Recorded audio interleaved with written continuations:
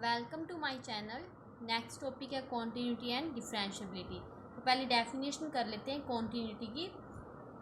If a function f x एक function है हमारे पास, इसको कॉन्टिन्यूस कब कहा जाएगा? एट ए पॉइंट ए, जब एक्स इक्वल ए लें। इफ़ एफ ए एग्जिस्ट करे, इसका मतलब क्या होगा? एग्जिस्ट करने का मतलब कि एफ ए की वैल्यू फाइनाइट होनी चाहिए, डेफिनाइट होनी चाहिए और रियल होनी चाहिए। फर्स्ट कंडीशन ये। Second, limit x tends to a f x exist करना चाहिए, मतलब कि इसकी वैल्यू भी हमारे पास डेफिनाइट आनी चाहिए। और limit x tends to a f x equal आना चाहिए एफ ए के। ये तीनों कंडीशन अगर सेटिस्फाई हो जाती हैं तो एफ एक्स क्या होगा? कॉन्टिन्यूस होगा एट एक्स इक्वल ए पर। नेक्स्ट डेफिनेशन है a function f(x) is said to be continuous at x equal a if limit s tends to 0 f a plus h equal limit s tends to 0 f a minus h equal f a आ जाए where s tends to 0 through positive values। इसका मतलब कि अगर हम इसकी right hand limit और left hand limit निकालें तो वो इक्वल आए और एफ ए की भी इक्वल हो, तो वो क्या होगा? कॉन्टीन्यूस होगा। ये सेकंड डेफिनेशन थी।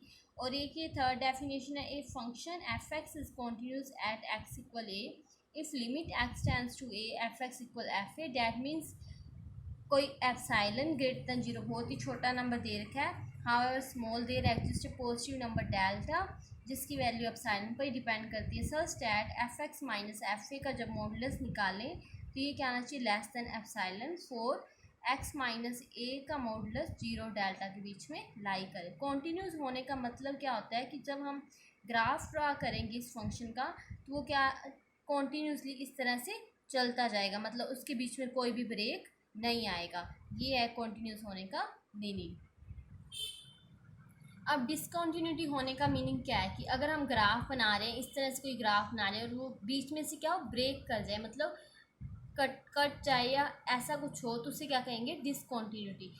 इसकी डेफिनेशन देख लेते हैं। A function f x is said to be discontinuous at x equal a if it is not continuous at x equal a.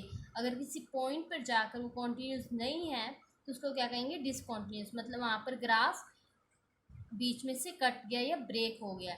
If any one of the condition of the continuity is not satisfied, या फिर जो definition के according देखें तो उनकी जो conditions हैं उनमें से अगर कोई एक भी सेटिस्फाई नहीं होती तो वो क्या कॉन्टीन्यूस नहीं होगा।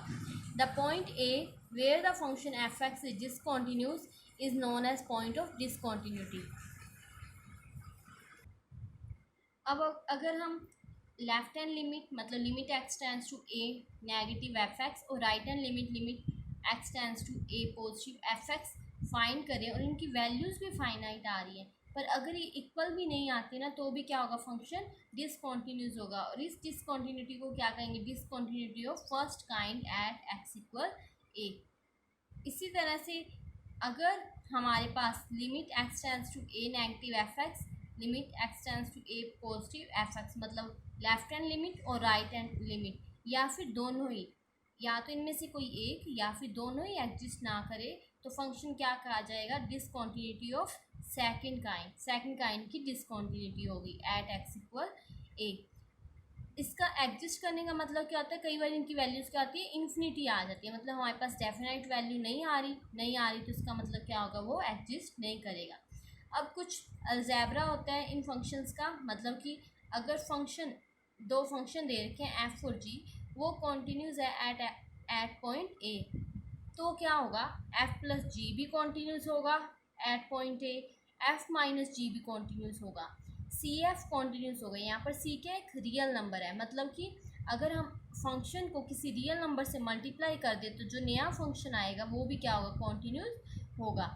इन दोनों की प्रोडक्ट भी कॉन्टीन्यूस होगी, सम, सब्सट्रैक्शन, प्रोडक्ट और डिवाइड भी, एफ बाई जी भी कॉन्टीन्यूस होगा। पर कंडीशन क्या होनी चाहिए कि अगर हम इसकी वैल्यू ए पर निकालें तो वो नॉट इक्वल जीरो आनी चाहिए, क्योंकि जीरो आ गया अपॉन में जीरो तो इन्फिनिटी, तो वैल्यू फाइनाइट आनी चाहिए, इसलिए ज़रूरी है कि इसकी वैल्यू नॉट इक्वल जीरो।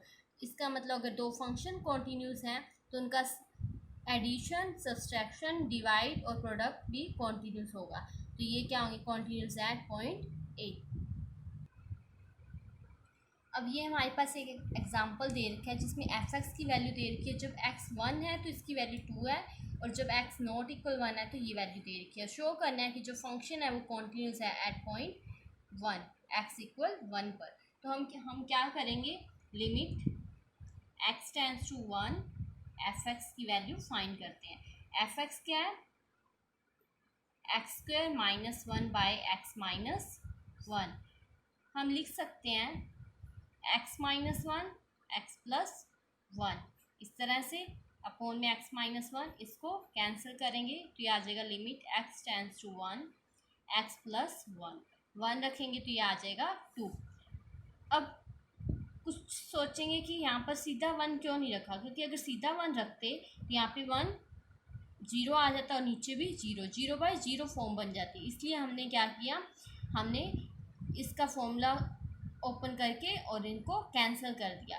अगर ऐसा कुछ बनता है तो हमें इस तरह से सोल्व करना पड़ता है। तो हमने इसका फॉर्मूला खोला और ये जो कैंसिल होता है वो कैंसिल करके ये वैल्यू आ गई। अब हमारे पास 1 पे दे रखा है f1 दे रखा है 2, तो हमारे पास आ गया limit x tends to 1 f(x) equal f1 equal 2। मतलब कि इस पॉइंट पे जब हमने लिमिट निकाली, ये वाला फंक्शन और fa ये क्या आ गए, इक्वल आ गए। इसका मतलब क्या आ गया कि हमारे पास जो फंक्शन है वो कॉन्टीन्यूस है पॉइंट 1 पे, ये कॉन्टीन्यूस आ गया। नेक्स्ट हमारे पास क्वेश्चन है f(x) दे रखा है 3/2 माइनस एक्स, जब x है 1/2 और 1 के बीच में, और जब x की वैल्यू 1 है तो फंक्शन इतना आ रहा है 3/2, और जब x 1 और 2 के बीच में है तब इसकी वैल्यू 3/2 प्लस x। और हमें डिस्कस करना है the continuity of the function f(x) at the point 1, इस पर डिस्कस करना है। अब हम लेफ्ट हैंड लिमिट और राइट हैंड लिमिट फाइंड करेंगे। हमें एट 1 पे करनी है चेक, तो लेफ्ट हैंड लिमिट करते हैं find, limit x tends to 1 minus f(x), और लेफ्ट हैंड लिमिट हमें इसमें फंक्शन दे रखा है जब 1 से छोटा है तो ये दे रखा है फंक्शन, तो ये आ जाएगा लिमिट s टेंड्स टू 0, और इसकी जगह पुट करेंगे हम 1 माइनस h। इसका मतलब यही होता है लेफ्ट हैंड में, यहाँ पे 1 माइनस का है तो यहाँ पे 3/2 माइनस 1 माइनस h।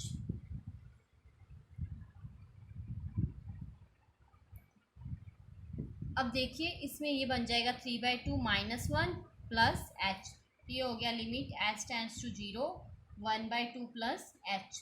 तो इसमें 0 रख देंगे तो ये आ जाएगा 1/2। इसी तरह से राइट हैंड लिमिट फाइंड करेंगे तो हमारा 1 से लेके 2 के बीच में फंक्शन की वैल्यू दे रखी है 3/2 प्लस x, ये रख देंगे। अब यहाँ पे 1 प्लस, इसका मतलब हमें 1 प्लस h पुट करना है x की जगह, तो ये रखेंगे लिमिट s टेंड्स टू 0 आ जाएगा यहाँ पे, और 3/2 1 प्लस h, तो ये आ जाएगा लिमिट s टेंड्स टू 0, ये बन जाएगा 5/2 प्लस h, h की जगह 0 रखेंगे तो ये आ जाएगा 5/2।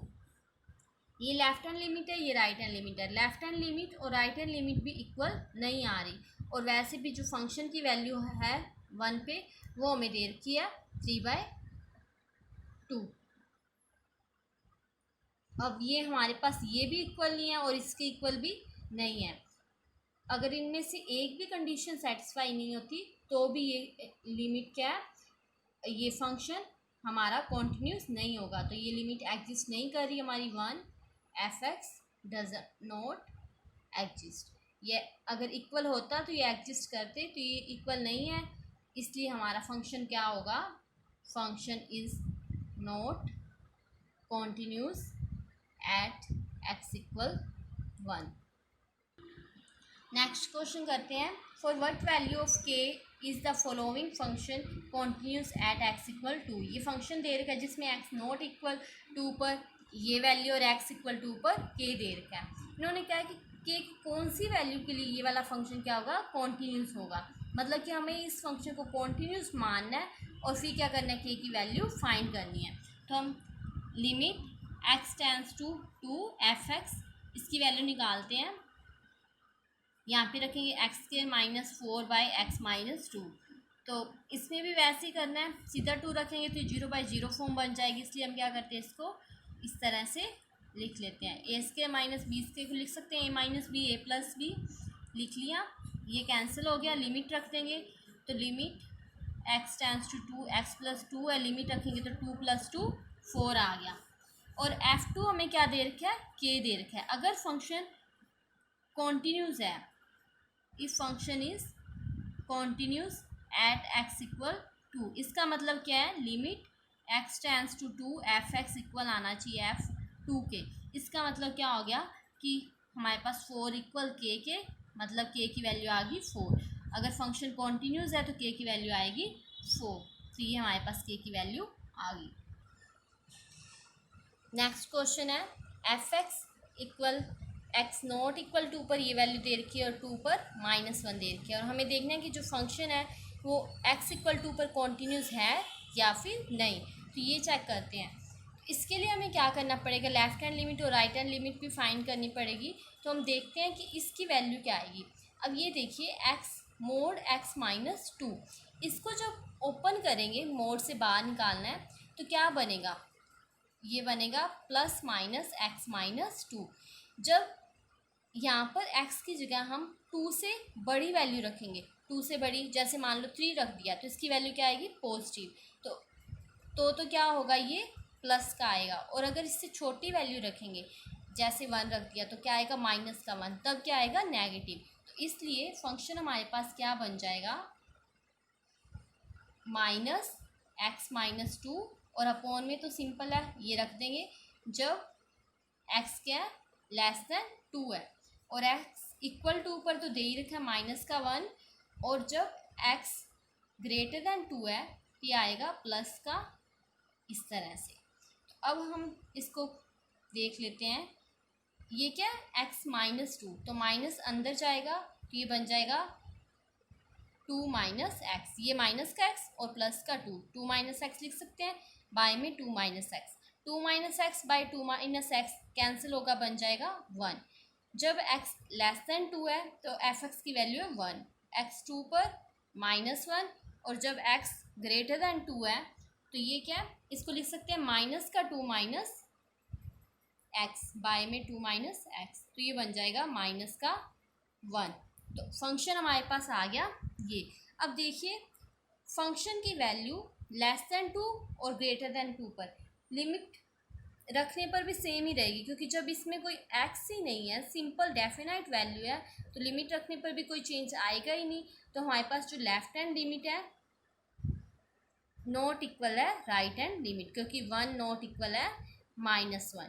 तो इस तरह से ये दोनों इक्वल नहीं है, तो limit x tends to 2 f(x) does not exist, ये एग्जिस्ट नहीं करेगा। इसका मतलब हमारा जो फंक्शन है वो क्या है, डिसकॉन्टीन्यूस है एट x = 2 पर। फंक्शन x = 2 पर क्या है, डिसकॉन्टीन्यूस। इस तरह से आप इससे रिलेटेड और भी एग्जांपल्स कर सकते हैं। Thank you.